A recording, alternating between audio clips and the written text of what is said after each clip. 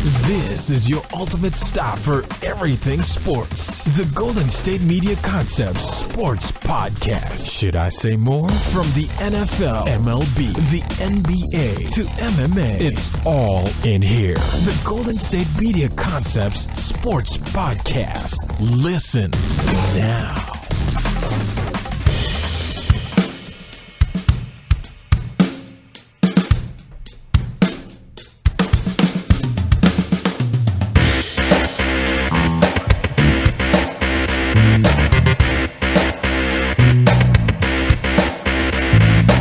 Thank you for listening to the Golden State Media Concepts Sports Podcast, where we discuss all of the wonderful and fabulous news in the wide world of sports. My name is Ben. And my name is Alex. We are back here on a Monday. It's been a while since I saw you, obviously, with the holiday weekend. You have a good weekend, man? You have a good 5 days off? I did, yes. I did have an enjoyable weekend. There you go. That's what's important. How was your holidays? It was not bad. Every day, pretty busy.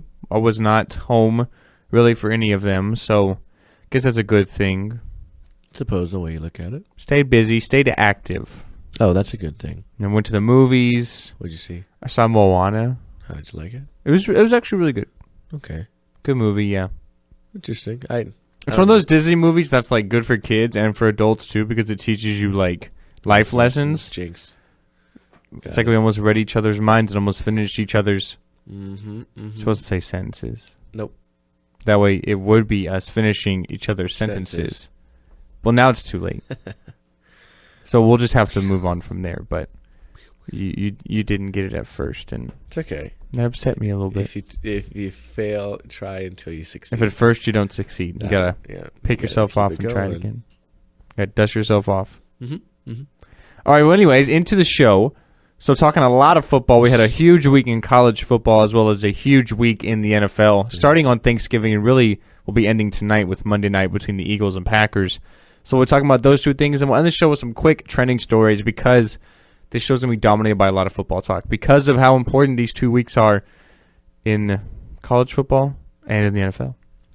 Exactly, yeah. So let's start with Thursday. Let's start with Thanksgiving football. The first game of the day was the annual Lions game, and that is the Lions and Vikings. And the Lions win this one 16-13 over the Vikings. They moved to 7-4 and earned sole possession of first place in the NFC North over the Vikings, who dropped to 6-5. Matt Stafford, 232 yards, a touchdown. Pretty good day for him. I mean, it was a back-and-forth game. Again, this team trailed in the fourth quarter. Again, they win it late. It was exactly what we said. Yeah, within one score, just like they have all year. I said there's one thing for sure. That's going to happen. I had the Lions winning in this one. I forget who Ben had. I picked Detroit as well. The difference in this game was an interception in the final minute from Sam Bradford to Darius Slay, which set up a 40-yard field goal from Matt Prater to win the game as time expired. So, like you said, a close competitive game the whole way out. Both teams had a chance, but the Lions just executed better in the fourth quarter, which they've done really all season long. So. Yeah, and Darius Slay, he's really one of those underrated defenders, too. He's a really good defender. I like him. Definitely a good DB. We move to the game following that in the early afternoon game, and that is the Cowboys' annual game, hosting the Redskins, a game in which they won 31-26. Kirk Cousins, 449 yards passing and 3 scores for him. Deshaun Jackson, 4 receptions for 108 yards and a score. Ezekiel Elliott, 3 yards shy of 100 with 97 yards and 2 touchdowns on 20 carries. But it was not enough to upstage the Cowboys, who won this one 31-26, moving to 10-1. The lone loss coming to the Giants in Week 1. And the Redskins now 6-4-1 on the year. This was a good game. I mean, obviously everybody probably picked the Cowboys, and Ben and I both did. But it was definitely a competitive game. It was a shootout, 31-26, as you mentioned. We had 34 points in the fourth quarter alone. Yeah. Kind of a matter of whichever team had the ball last was going to win. Dallas went up by 2 scores. Washington scored with a minute left, but then obviously don't get the onside kick to win the game. So that was really just the difference in this game. It could have gone either way. As I mentioned last week, and you kind of have a funny look on your face, but Kirk Cousins is deserving his $100 million contract at the end of the year. He's playing. I don't know if that was me you're talking to, because I kind of agree with you. He's playing absolutely lights out. Yeah, I mean he's got some good playmakers. Jordan Reed's one of the better tight ends. Deshaun Jackson's a very good vertical threat, but he's doing it with subpar average people. Yeah, not Pierre any, Garçon, not Jamison Crowder, not any elite, not hugely elite playmakers guys, on the outside. The guy's for real. He's a great quarterback. Might have been not me who you were talking to, because I agree with you on that. I don't know. I think he's. I even liked him last year. You know, people kind of were like, "Oh, maybe a 1-year wonder." Yeah. But I really liked him last year, and this year he's really proven himself. And I think Washington's still a really good team. 6-4-1. They're still right in the thick of it for a playoff berth. Battling a few teams now, which had some surprising wins. We'll talk about a little later in the show, but they're still a really solid team. Yeah, I liked him coming out of Michigan State. Dak Prescott added a touchdown on the ground and through the air to help the Cowboys win this one. And then last of those Thursday, Thanksgiving days, we had the Colts hosting the Steelers. The Steelers winning this one 28-7 on the back of Ben Roethlisberger's 3 touchdowns, all of which went to Antonio Brown with 91 yards to speak of as well. Le'Veon Bell 121 yards and a score on the ground for him. The Colts fall to 5-6. The Steelers jump to 6-5, and in a tie with the Ravens for first place in the AFC North, excluding the tiebreaker that goes to the Ravens for the time being. They have the same record. This is a good game, not only for the offense, but the defense played well, because Andrew Luck, of course, did not play. Scott Tolzien gets the start, and struggled from the get-go. The very first play, he fumbles the snap, but he gets pretty much a strip. The next play, he almost throws an interception. A total of 205 yards, a touchdown, and a score. You had a pass from Pat McAfee on a fake punt. That was pretty nice. The Steelers as a total ran for 148 yards. Again, Le'Veon Bell had 120 of those, and he added 22 yards on the ground. Actually, in the air, too, so easily over 100 scrimmage yards without even the passing yardage, but he added that as well.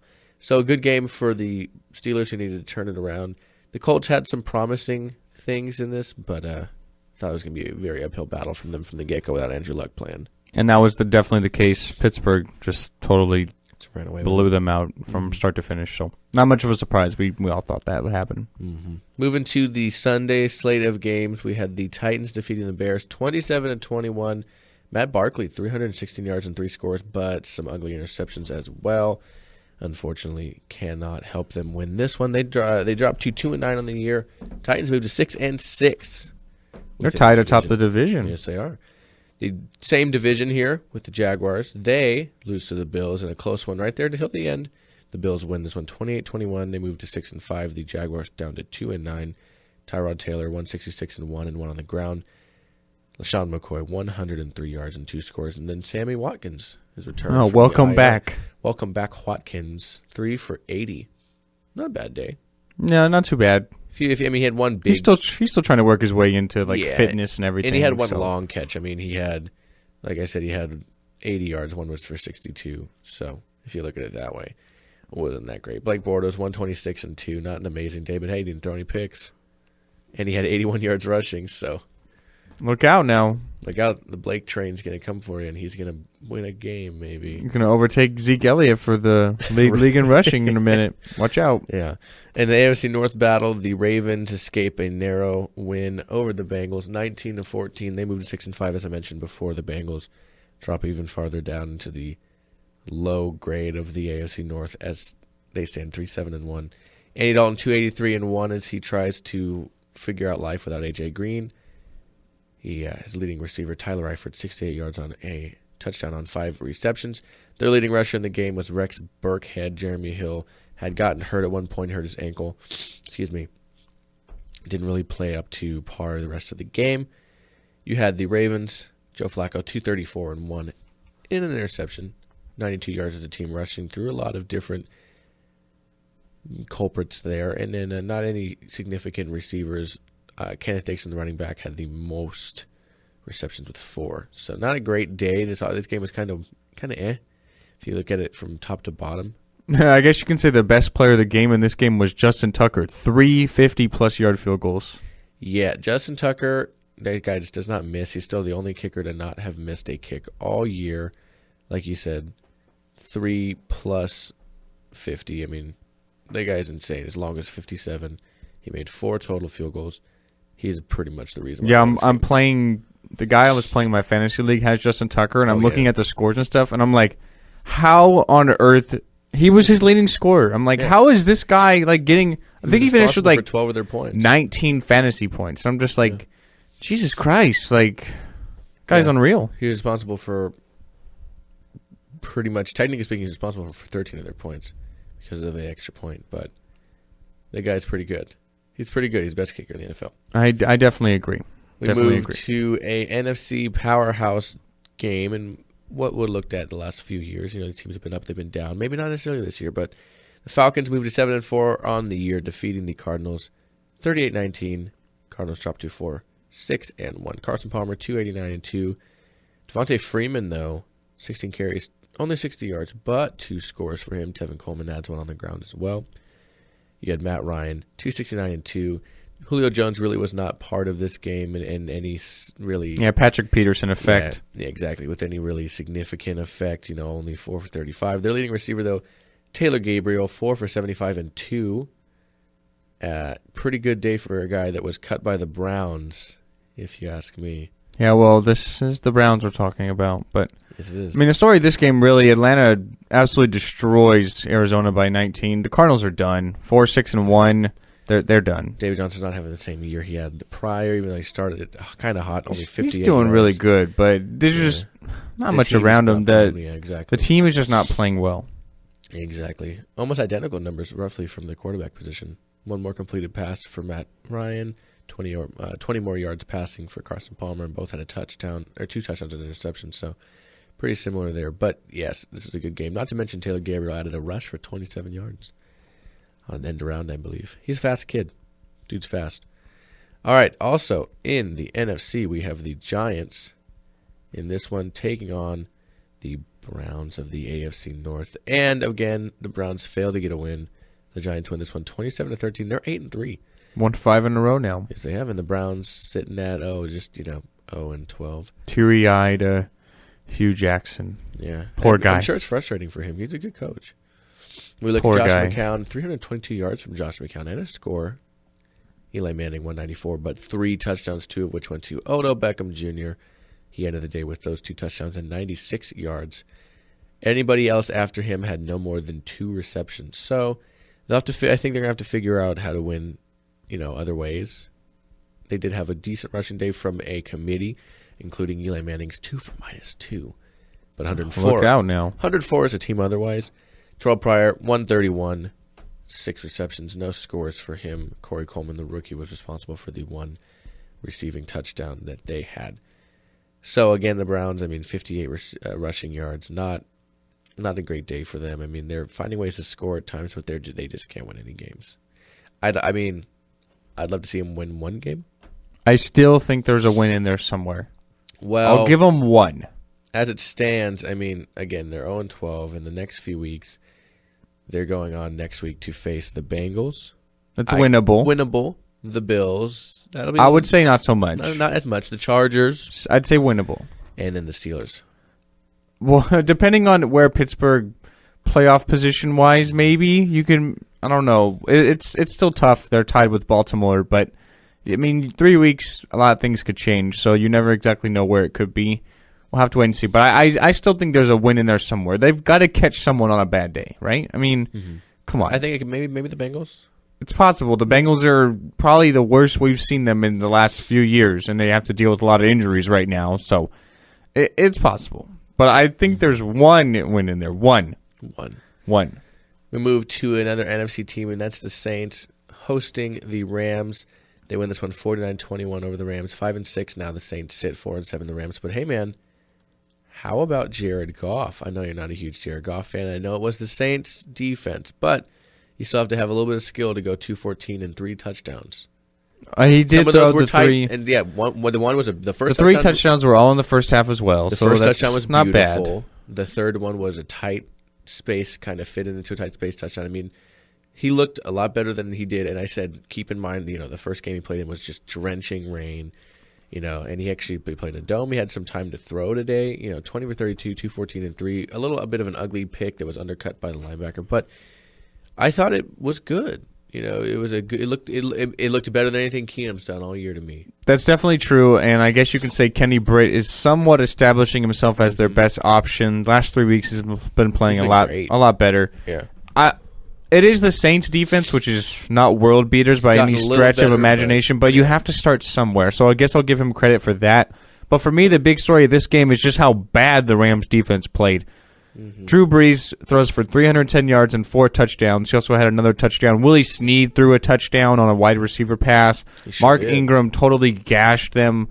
146 yards and only 14 carries. This was literally just a story that the Rams couldn't stop the Saints. And really, like I said, 49-21, just getting blown out when Goff played decent. Like, if you look at Goff's numbers, not the score, you'd think 3 touchdowns by a Rams quarterback, they probably won that game. But they get blown out by 28. Yeah, and the big thing was the big plays. I mean, they gave up a 61-yard rush to Ingram, which is a lot of what his 146 came for. 30 yards to Tim Hightower, who had 51 total. I mean, you had 108 yards on 9 receptions for Michael Thomas with 2 touchdowns, so his long was 35. He had one very close to that. Josh Hill had 35. Kobe Fleener had a 31-yard catch. Tim Hightower had a 50-yard catch. They just can't stop the big plays, and that's a problem. So until they can do that, I mean, the one besides the interception, which is kind of an ugly interception for Goff, he did get undercut though. He had a fumble, but that was because of just a poor pass protection. So I mean, a lot to build on. But yes, the Saints just drummed them 49-21, and the score just says it all. All right. Heading into some of these afternoon games in just a minute, we'll finish the morning games. We have the 49ers and the Dolphins. Niners still can't win another one, 1-10. It was close, though. It was closer. The Dolphins won this one, 31-24, and they moved to 7-4, and that is not only the longest winning streak for the Dolphins in a while, it's actually the first time that the Niners have lost this many in a row. It's a franchise record, 10 straight losses. Yeah. But you know what?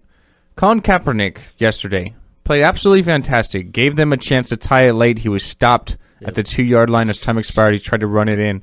296 and 3 scores. He also added 113 yards rushing.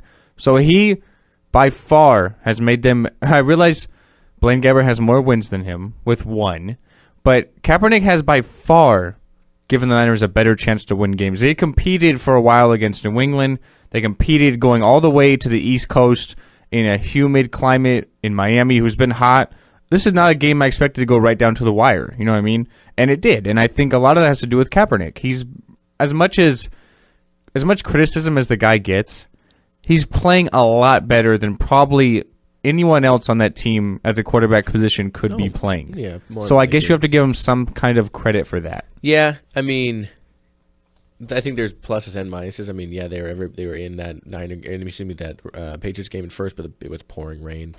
You know, Patriots can't do what they do. You know. This defense can't stop anybody. I mean, you had Ryan Tannehill throw for 3 touchdowns yesterday on 285 yards. I mean, they did slow Jay Ajayi down. He only had 45 yards rushing and a touchdown, so they do have that to their credit. But, you know, when it came down late in that game and they're looking for stops, Tannehill was finding people rolling out to both sides of the field against his throwing arm. You know, he was finding people down the field, so that's still an issue for the Niners. I mean, they have problems across the board. Yeah, they're not a good team, but we already knew that. But they're competing. He has looked competitive, and I mean, of course, he's not a horrible athlete. I mean, obviously, the kid's a pretty good athlete, but I think there's a lot more problems to this team than just him, too. You know, I agree. I don't think he's great. I do think that he plays well at times, so you have that to look at, but there's a lot more problems with this Niner team. I agree. It's really the whole entire team, and they're going to get some early draft picks next year to try and build around, but I mean, we'll have to wait and see what goes. So,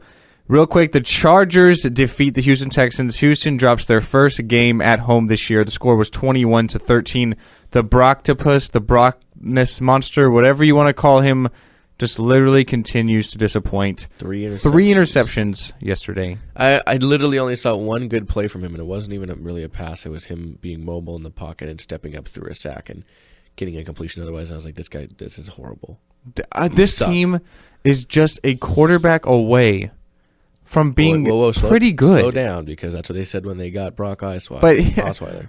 I think we all knew. You mean a good quarterback? That's what I'm saying. I think we all knew when Osweiler got signed, we didn't have any faith in him, right? Or at least I didn't. When I saw him in Denver, I was like, okay, this guy is on the best possible situation. He's got a great defense, a team that can run the ball, good playmakers on the outside. He just didn't make any plays, and now he's going to have to be the guy. You know what I mean? And he's disappointing. Yeah. I mean, he's literally probably getting paid more than most quarterbacks in the league, right? Mm-hmm. And he's probably within the bottom 5. He was definitely, in terms of... like efficiency. Yeah, efficiency, yards per attempt, all that stuff. It's bad, but yeah, I'm with you on that. All right, and last but not least, let's do the afternoon games, my friend. And nobody had a bye week this week, so we had a full slate of games, including 4 afternoon games. We had the Seahawks losing to the Buccaneers 14-5. Jameis Winston, 220 yards, 2 scores. Mike Evans, 8 receptions, 104 yards, 2 touchdowns. Shows you that if you're physical enough and athletic enough, it doesn't matter who's guarding you. It doesn't matter if it's Richard Sherman. He'll come get you. Russell Wilson, 151 and 2 interceptions. Not a great day for him, but he actually had a rushing day for once in the last few weeks, 8 for 80. So that is nice, but no touchdowns on the ground, no touchdowns through the air because they were responsible for a field goal and a safety. So this was a bad loss for them. They dropped 7-3-1. Buccaneers 6-5 and very much alive in the NFC South there. Definitely, this loss for Seattle is huge for Dallas. Now at 10-1, Seattle a couple. Well, I guess you can say 2.5 games back, but. Yeah. I guess the story of it is the offensive line for Seattle got torched. They gave up 6 sacks. Russell Wilson, you mentioned 80 yards rushing. That's because he was under duress all day and had to just kind of run for his life. And the Tampa Bay Buccaneers, like you said, 3rd straight win. Now they're 6-5. They're only a game back of Atlanta for first place in the division, which if you would have told me 3 weeks ago that Tampa even had a chance, I would have said you're crazy. But it's kind of their offense. Jameis Winston's getting a little more comfortable. Mike Evans continues to play well. Doug Martin is coming back and healthy. He had 87 yards yesterday. Yeah, so they're slowly turning it around, and I guess you can see where there's some sort of progress being made with Tampa. This is a game I don't think any of us thought that they would beat Seattle in. So nope. It's kind of like things are kind of opening up a little more. Yeah, I mean, it remains to be seen. I mean, we could see if it was just a one Sunday kind of win, but I definitely think you can build on that. Now, going from that NFC South team to the defending NFC South champions, and that's the Carolina Panthers taking on the Oakland Raiders. The Oakland Raiders win again, moving to 9-2 on the year. The Carolina Panthers dropped to 4-7. I'll tell you what, though, they have really been competitive for a 4-7 team.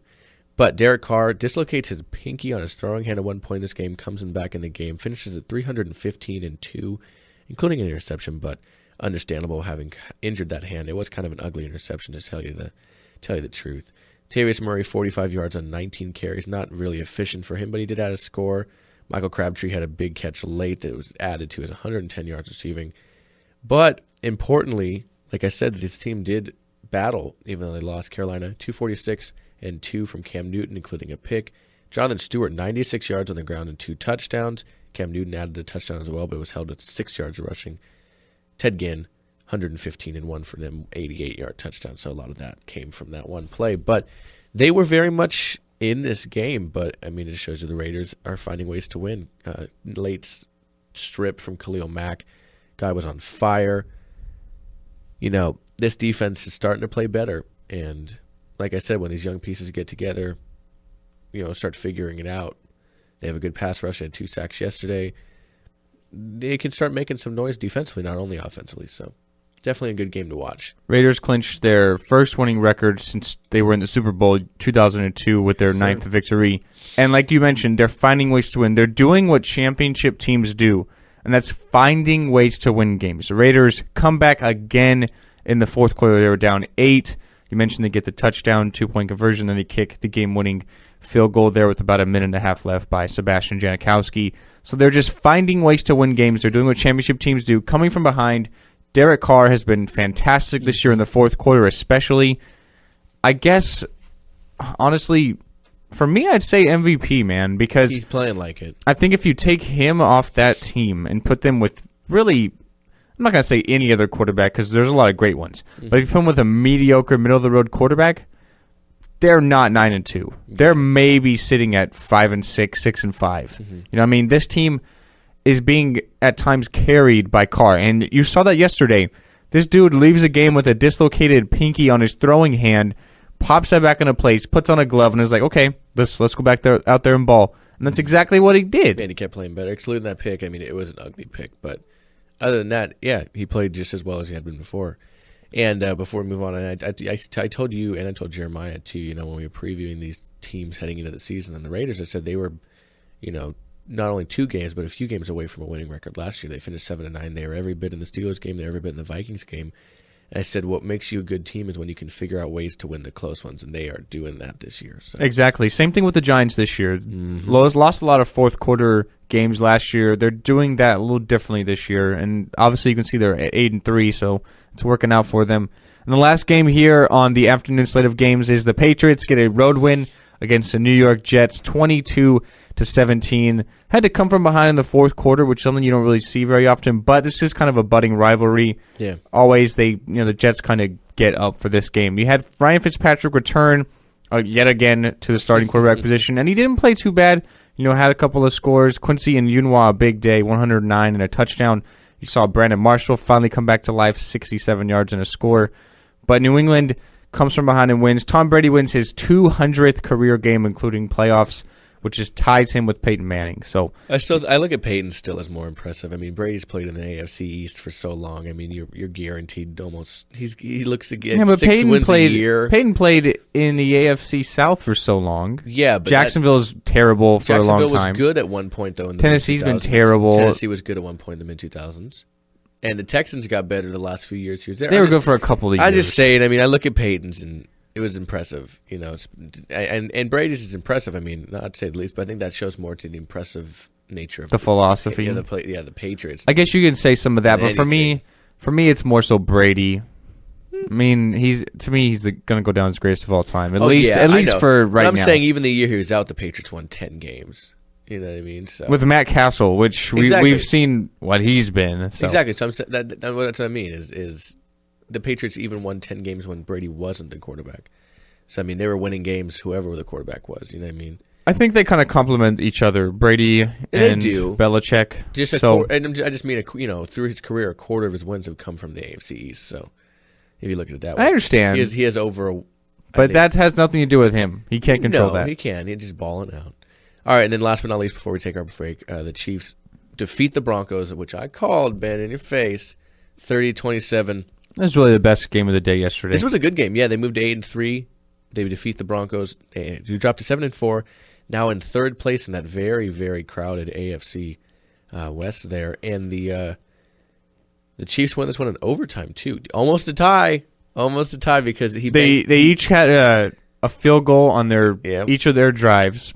Mm-hmm. The Broncos go for a 62-yard game-winning field goal. I don't get it. You didn't get it? I thought it was a good decision. You're in Denver, so you already have the altitude. No, man. With that defense, play to your strengths. You're going to pin them deep? Come on. You're giving the ball at half field. I would have gone for the victory. I'm punting it. I'm punting it and punting him deep because you still had your timeouts. You still had plenty of time to work with if they didn't convert a first down and they're deep in their zone. I'm not going to give them the ball on what eventually was their side of the field. It kind of goes either way. I respect going for the win, but I think that's a big reason why they lost. And it got down to the about 4 seconds because he gave him enough time to fall on a bad snap, but Andy Reid did. But the field goal went off the upright, and I was like, tie. I wonder if he called a bank shot.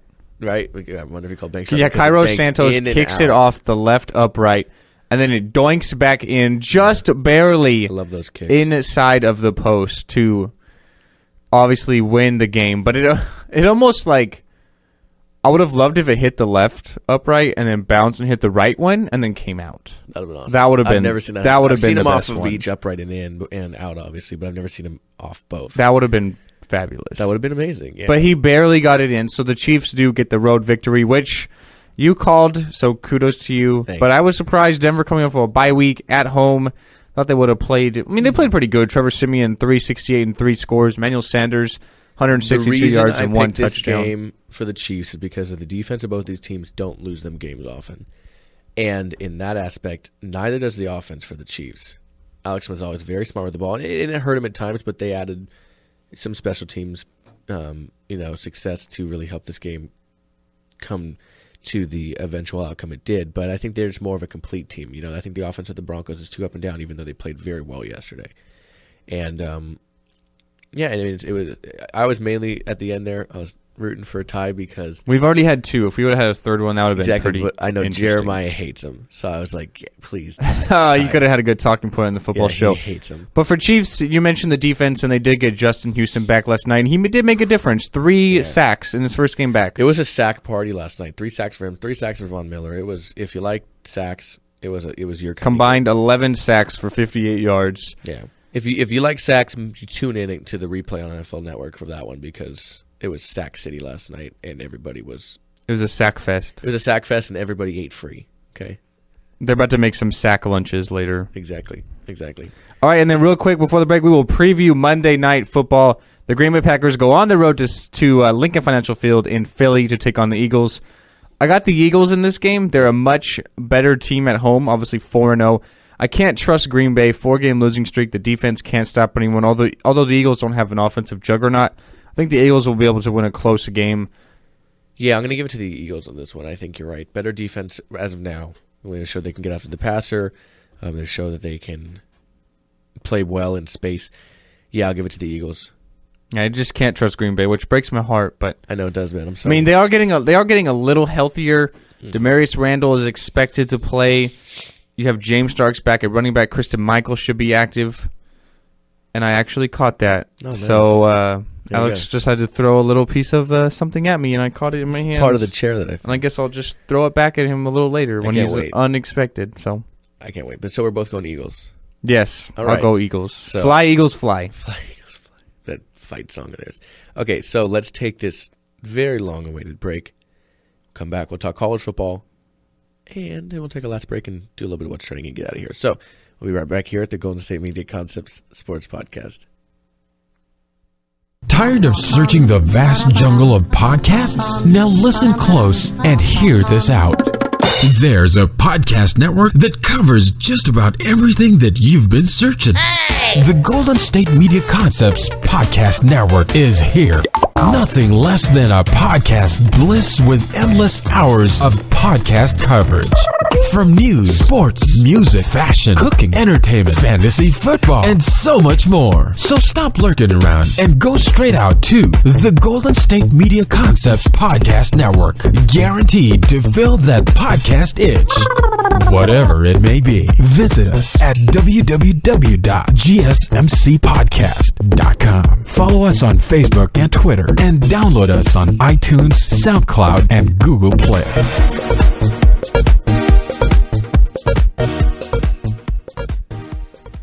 And we are back here at the Golden State Media Concepts Sports Podcast. And now we look towards college football. And we will recap some of the notable games from this weekend. A rivalry weekend for most people. Let's start with the Apple Cup. Washington defeating Washington State 45-17. Big for them. 292 and three touchdowns all in the first half from Jake Browning. A game in which Washington State, if you really look at it, left 21 points on the board, throwing an interception in the end zone, failing to get fourth downs on fourth and goal from about the 2-yard line, running it 2 times.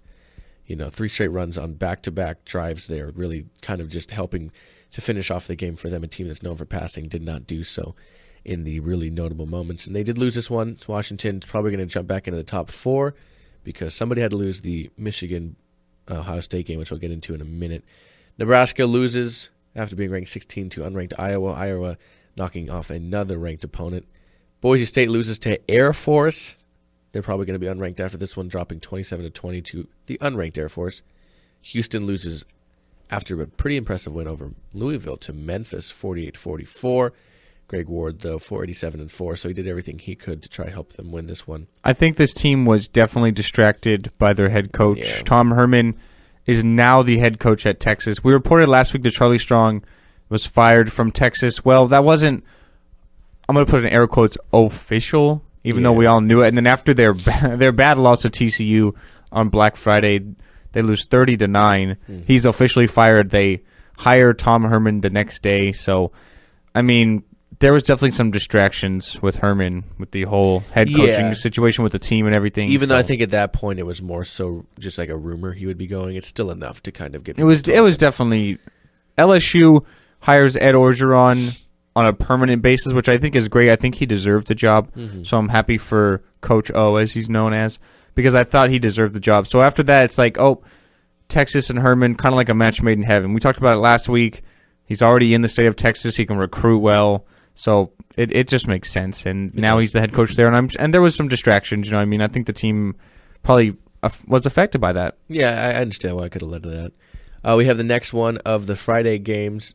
Toledo loses to Western Michigan. Western Michigan finishes off what looks like a regular season in all basis reality, undefeated in the MAC and undefeated on the year, 12-0. The only other undefeated team besides Alabama, who we're getting to next, actually, in the Iron Bowl.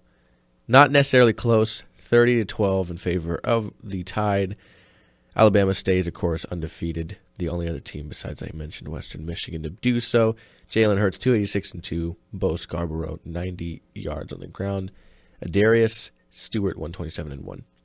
In the game, as they call it, Michigan and Ohio State, the first time this game has ever gone into overtime, we had Ohio State winning this one 30-27. Some people will call it a questionable.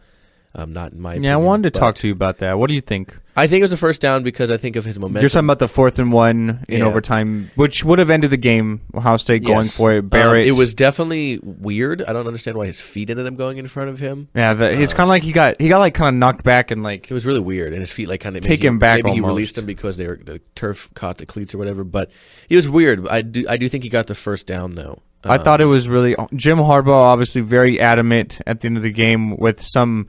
I guess you could say some questionable officiating decisions. That being one of them, a couple of pass interference calls. And being in the moment too, I'm not surprised he said that. I don't know if he would say the same thing now, today. In the moment, I'm sure it's frustrating, but he did mention the questionable pass interference calls. I think there's no matter what any game you get into, there's gonna be reasons why you do and do not win, and you have to take advantage of the reasons why you can win. Above everything else. So Ohio State just barely squeaks out in the double overtime, 30-27, as you mentioned. But for me, Michigan outplayed Ohio State in this game. I really thought they should have won the game. They outplayed them. The difference was the 3 turnovers by Wilton Speight, quarterback from Michigan, who I'm even surprised was playing the game. Yeah. It was the non-throwing shoulder, the clavicle, on his left side. So he took a beating, too. But still, he had the 2 interceptions. One of them returned for a touchdown. One of them returned down to within the red zone, which resulted in Ohio State scoring. And then he fumbles on the 2-yard line, the bad snap. So you can kind of factor in 21 points there that were, changed back and forth. That was the difference. They were up by 10 in the fourth quarter. They outplayed Ohio State on the road, but just those turnovers at the end made the difference. You can question the officiating a little bit, but it's about capitalizing. I don't think that had as much of an effect in the game as the turnover battle did, and that's, to me, what cost Michigan. They should have won the game. Yeah, they should have, but unfortunately it's what you can control, and they didn't control it well enough to win this one. So Ohio State is actually, they did get the victory, but they will not be in the Big Ten title game because Penn State absolutely rolled over Michigan State 45-12. They will be playing Wisconsin. Do we think Ohio State is in, though? Yeah, as it stands right now, they gotta be in, right? My prediction for the top 4 is going to be Bama, and we'll talk about it more tomorrow. Bama, Ohio State, Clemson, Washington. And then all week we're going to have the conversation because we'll be heading into championship weekend. If, say, Penn State wins, can we really keep out Penn State from the top 4 after winning the Big Ten and defeating a team like Ohio State, who is in the number 2 spot? So it'll be a conversation the whole week coming, but we'll talk about that a little bit more tomorrow, I know for a fact, with that coming. And then we'll talk about it, you and I, of course, Wednesday with Anthony about what the playoff rankings look like. Real quick to finish out some of the notable games, Clemson defeats South Carolina in a game that wasn't even a game, 57-7. 347 and 6 scores from Deshaun Watson. Impressive day for a team that's probably going to move to number 3. I can see it maybe moving to number 2 if people really weigh the fact that Ohio State may be, still not the Big Ten champion. To me, this week's poll doesn't really matter much. It's about what next week's is because like you said, we have what I said last week. I said because we have the conference title games. We're gonna see Wisconsin battle Penn State. We're gonna see Colorado, who defeated Utah 27-22. They're gonna be battling Washington. We're going to see Florida, who get absolutely blown out by their rival Florida State, 31-13. But we're going to see them against Alabama. We're going to see Virginia Tech versus Clemson. It's about what happens next week, which will be going into the official rankings and the matchups to see if there's any craziness. Like perhaps Clemson gets upset by Virginia Tech. Maybe somehow, some way, Colorado defeats Washington. Do we have some sort of interesting scenario there? Because I think if everyone wins like they're supposed to, we have 3 guarantees. We have Alabama's in, Ohio State is in, and Clemson is in. Yeah. Then you get into that 4th playoff spot, which gets tricky. Do you put the winner of the Big Ten title game in, or do you put the winner of the Pac-12 title game in? Mm-hmm. I think Oklahoma and Oklahoma State, who will battle this Saturday to, I guess it's not a title game, it's just a conference game, but I guess it's the conference title game because the winner of that game will be winning the conference. So I guess you can consider that a conference title game. I think the winner of that game is out. I think they're too far down. Mm-hmm. So you kind of have, is it Washington or Colorado? Is it Penn State or Wisconsin? I think that's the interesting situation there. Mm-hmm. If everybody wins out, if somehow Clemson loses, then you have a whole nother scenario to go into. Yeah, I think we're going to have to look at it as it stands after this weekend because there's so much what can happen, Real quick, but just to end it, Penn State, like you said, won 45-12 over Michigan State. Colorado over Utah, 27-22. Louisville loses again to Kentucky, 41-38. Bad end of the year for them. USC blows out Notre Dame, 45-27. And honestly, in my opinion, when people talk about Lamar Jackson giving up ground to people in the Heisman conversation, one of the people I really look at as somebody who could be in the conversation, not necessarily a favorite, but in the conversation, is Adoree Jackson. I think it's kind of silly. I realize Jackson isn't doing much. Team has 3 losses. He's kind of fallen off the map. But who's he going to lose it to? I know. I mainly mean it in terms of speculation because he opens the door. I mean, Adoree it's not been a good Heisman year. You haven't had a few standout performers, no real Heisman moments or anything. But it's a matter of. I think he kind of wins it by default. He will win it. I just look at, Heisman is the best player in college football. You have Adoree Jackson who had a reception for 52 yards and a touchdown. He had returns for touchdowns. He has rushes for touchdowns. And that was just, he had 4 kick returns for 161 yards and a score, not to mention a punt return for a touchdown, and then the receiving touchdown. The guy just does it all.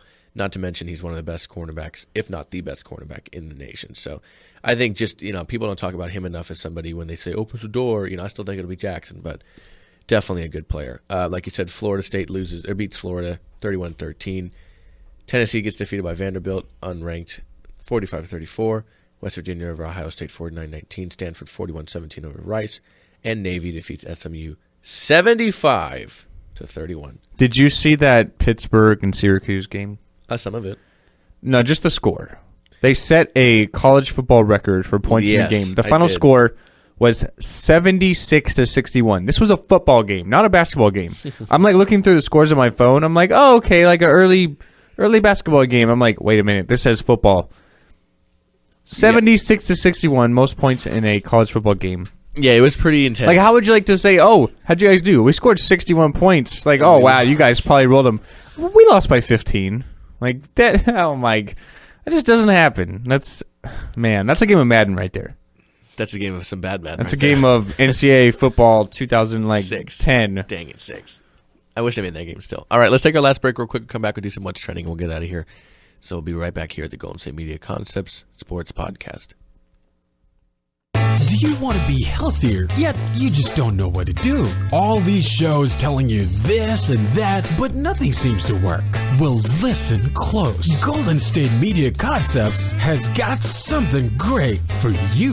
The Health and Wellness Podcast dedicated to workout trends, healthy eating habits, diet, and everything about healthy living. Join us in our banters as we help you not just live life to the fullest, but live it to the healthiest.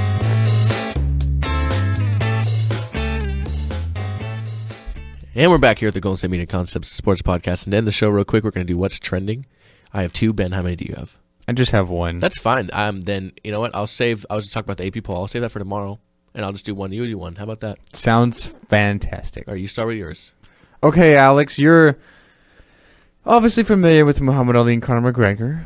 Muhammad Ali and Conor McGregor? Yeah, not together, but just the people. I was like, I don't think I ever. So obviously, one of Muhammad Ali's famous phrases is "float like a butterfly, and sting like Conor McGregor." Yeah. No, sting like a bee. Not exactly sting like a bee. Yes.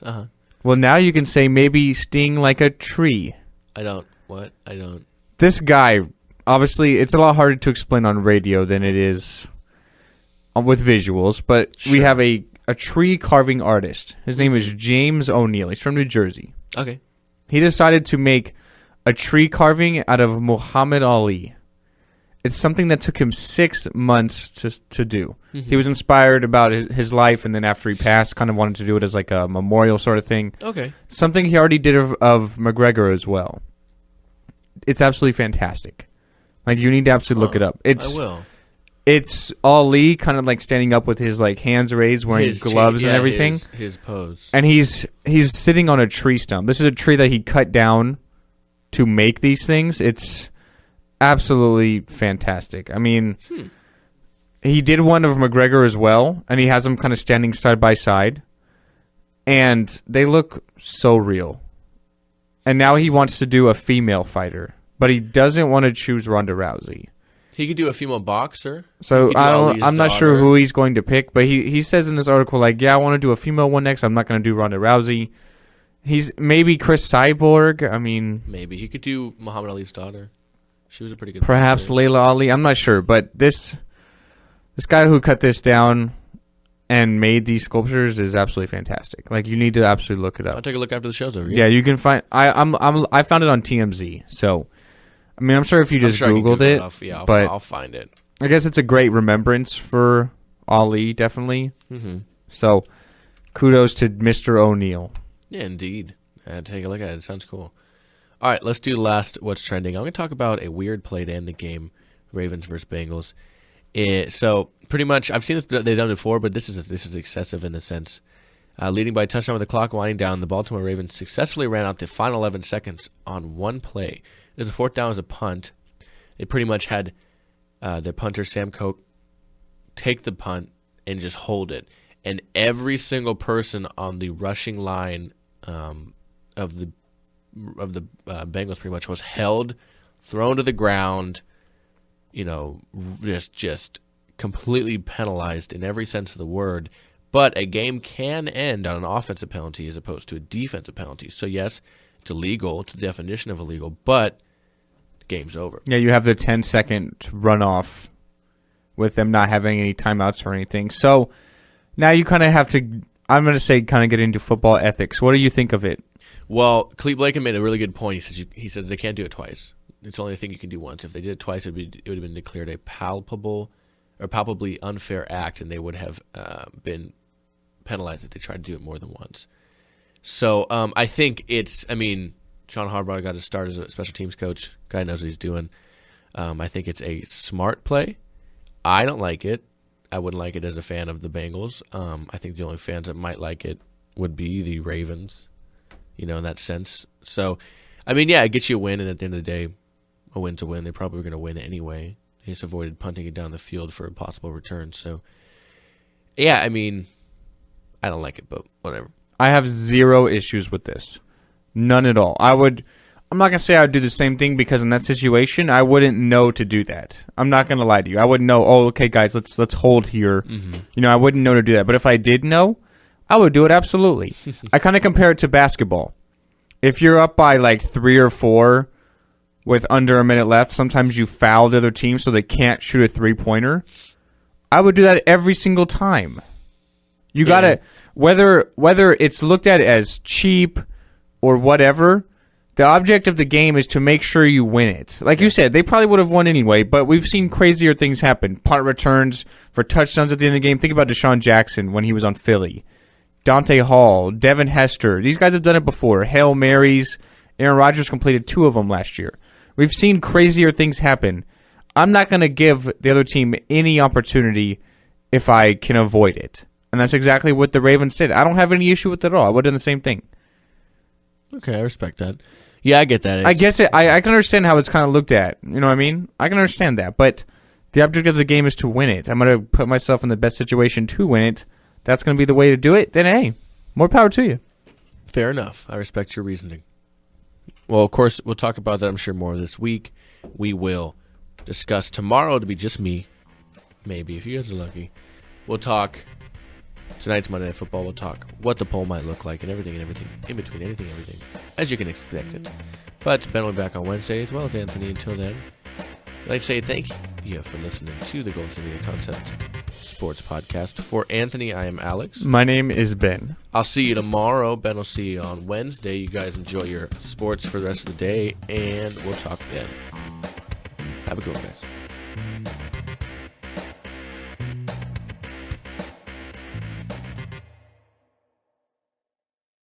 You've been listening to the Golden State Media Concepts Sports Podcast.